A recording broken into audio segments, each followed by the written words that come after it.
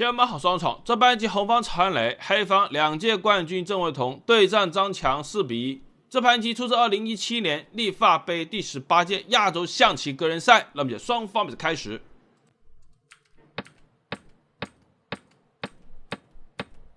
中炮巡河车对着黑方屏风马阵势，曹安磊冲兵要对。眼下威胁黑马的时候，如果郑伟彤退炮打算打串是一个方向。实战他不管这个问题，决定冲兵，曹安磊就有选择了。如果现在打这一串的话，是一个大方向，你可以考虑跳马上，但我呢就转你一个向，待将你应我一下后，我就马跳边。你想这样抓我那个炮啊，我就平局抓你这个马，这个棋是可以一战的。不过了，当时曹安磊并不打算那么干啊，他先冲中兵。这个棋想攻中路还能打通棋路，郑伟彤应他一下，曹安磊把马上。现在郑伟彤退炮要打串了，赶紧出连环的，你打了不是一串，我就躲你一下，还能封锁黑车。所以郑伟彤顺其自然需要连个象，那连了象这边就出车吧。棋友们走到这把这个黑车应该是要动一下。如果现在把它放到这，是一个相对来说更能理解的棋，而实在郑伟彤决定放弃象线。可能有什么大动作啊？曹安磊一看这个棋目前问题不大，他就冲中兵了，简明之招。你应我一下，把你给打掉，镇着你中路。郑伟彤不满意，进炮要对，那这个炮没什么好地方啊，干脆给你换掉以后再放。如此这个棋曹安磊还是比较满意的。作为先手方，又有中炮，又有马，2个车呢还是帮车，对吧？轮到你了，郑伟彤把马跳，曹安磊补个士。棋友们这盘棋目前井水不犯河水，郑伟彤其实可以选择还是这样站个内，相对来说更好把控一点。而实战他决定把马上，意味着黑方中线少人，亏了100分。曹安磊他也跳，中路现在这不就少人了吗？而且还隐藏着大招，因为中路空虚了。棋友们不能不干活的，你要不干活，当就来威胁你了。进。这个棋你砍他，他砍你是绝杀来的，对吧？你这个车不能动手，但你想着这样贴跳老将的话呢，他也会跳，踩炮是不是绝杀？挂角是不是绝杀？这个棋是双杀解不了的。所以如此造型下，这个节点上郑伟彤只有一步棋，那就是退马。那退马以后就很简单了，直接进车眼下就是吃车还要吃马的问题了，你只能动手。你动手以后呢，他砍你带将，你应他一下杀不了你了。退车还不能杀双马吗？你最多杀他一个，他吃了你一个，你吃他一个，他再吃你一个，红方德子永远好走的。所以这就是为什么了。现在是有公式的。郑伟彤如果不干活的后果代价我们都清楚了，这个棋很难办。那他更应该怎么办呢？没错应该和曹安磊对杀。鼓足勇气跳马的话，这盘棋就是互赚0分了。他要抓你是一个大方向，你就冲兵和他对杀，互赚0分。有的就说了，很明显节奏不对他跳过来，我为啥要抓他呢？我还是按照你刚才的车头方向进去，这不是能杀他了吗？其实非也他这个马跑到这，直接握曹一将，应他一下，把你炮给踹了，你怎么砍他车砍了还有杀吗？没有杀所以我们得出结论了。现在中路空虚的时候，郑伟彤只要把马跳，不管何种变化被抓被杀，郑伟彤将立于不败之地，反正就是顶得住。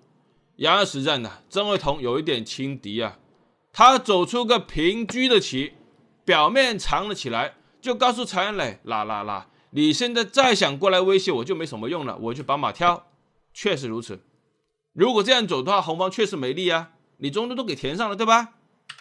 但是这个棋却能导致郑伟彤亏500分，因为他没算到的是曹安磊居然还有招。招在哪里呢？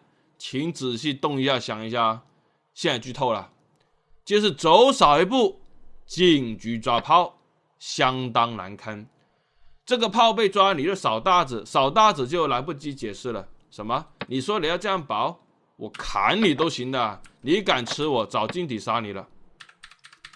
所以保炮不行。你要这样放想贴这个车啊，我就平炮打你一串，走车丢炮，走炮丢炮，我是要得大子的。你垫东西呢，我还是要得你大子。所以以上2个选择都不能，这个炮只能自行告退。那这么一退，问题又来了，后马怎么办？后面这个3路马被抓住的，气友们呢，郑伟彤就很后悔了啊，来不及了。这个马你要说这样跳吧，他就斩你这个，你非他不动啊，立刻得大子，我都会走了。那如果说你跳到这的话呢，也不成。他有一个破相的大招，这个枪带着卧槽很厉害，绝杀，你只好把它给飞掉，打你一将很厉害。你要撑左势挡住车路了，你要撑右势呢，一样啊，大刀穿心，一穿就绝杀了，走就要杀炮。所以在实战的时候啊，马被抓不好走了，只能选择冲兵对杀，变成了曹恩雷啊，暂不表态，心连环，我还吃着你这个的，你这个马呢还是被抓的，不能盘合。你要敢这么跳就没意思了啊！我把马一蹦，这招心啊踩着你车，你看我一下，我又踩你车，你放到这对吧？我直接斩马都是对的，这就导致郑伟彤啊少大子了。你敢斩他马的话，他再得你大子。有的就说了，我不会飞他的吗？你敢飞他，踩兵抽车啊！这个骑带将军抽骑的，还是得大子，这就不难理解了。红马已经刀枪不入，这个黑马却不能跳，没有什么点位，所以实战呢只能痛苦去中路。去中路以后，骑友们呢，这个棋你都知道怎么走了吧？没错啊，我不活了，直接跳马破相啊！实战就这么干的，卧槽，这就绝杀了。你只能把它给飞掉后啊，我又不活了，再要跳。这造型你不管干不干活都不好办。你要干活，比如说你要砍马的话，打一将，看出来了吧？硬抬一下一进，这还是绝杀。你说你会走车，但走的时候啊，炮就丢了。砍一将垫回去，再杀你一把，你再硬抬一下一将，定住老将走左边，绝杀无解。所以啊，如此情形，斩马是肯定说不过去的。但是你要不干活的话呢，他还是会打向一将军，你还是只有这样撑势，又来一次，又杀了。以上就是缘由，郑伟彤只能走出一个未筹谋撑势的棋。那撑的势啊，现在不管怎么走都是对的。实战曹恩磊决定啊，化繁为简，用力斩马。你飞我不动啊，你现在想飞我啊，我再放到这，转着你这个黑马，走马的话相都有问题。实战郑伟彤啊，干脆进炮，想打掉那个红马。走车呢得丢马，走马呢得丢车，那就干脆走另外一个啊，被你打掉无所谓。你打我的，我砍你的。当前呢，正着中心位置极佳，不是人多不多、少不少的问题，而是攻势没法比。你这个象杆随便动一下的话，我就放到这，进底带绝杀，我还要冲兵，我再冲一步你都不好走啊。所以啊，这造型下象是肯定不能管了。